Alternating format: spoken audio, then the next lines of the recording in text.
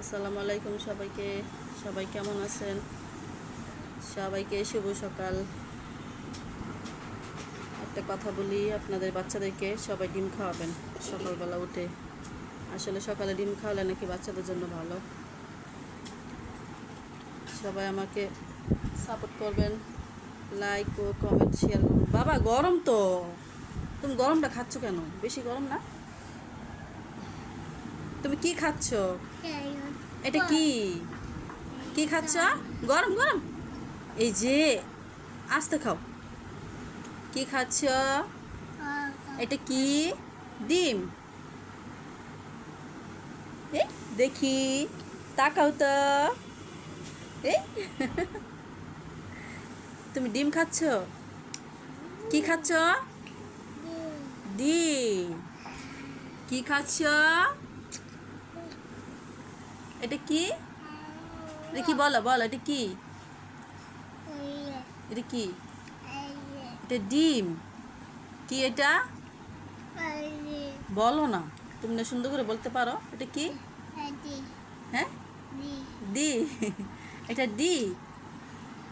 হ্যাঁ খাও। আসলে ডিম খেতে খুব পছন্দ করে, ডিম আর কলাটা খুব ভালোবাসে খাইতে। এই যে বাবা কই? বাবা নাই? বাবা তো বাইরে গেছে গা। হ্যাঁ, আপু কই? আপু ঘুমাইতেছে, ছোট আপু নিচে গেছে। হ্যাঁ মা, আরে বাবা গেছে গা।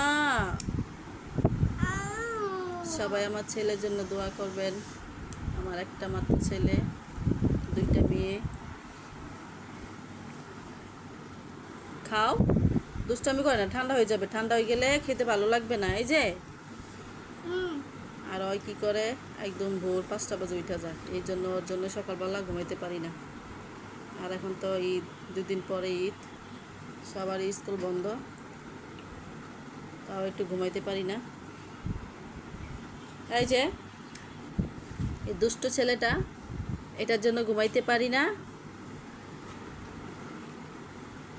আমার কলিজার টুকরা না। কি হইলো?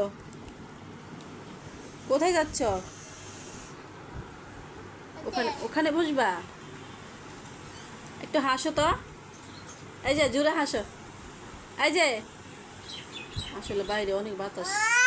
মা, আমাদের আসলে ফ্যান ছাড়তে হয় না, খুবই বাতাস আসে।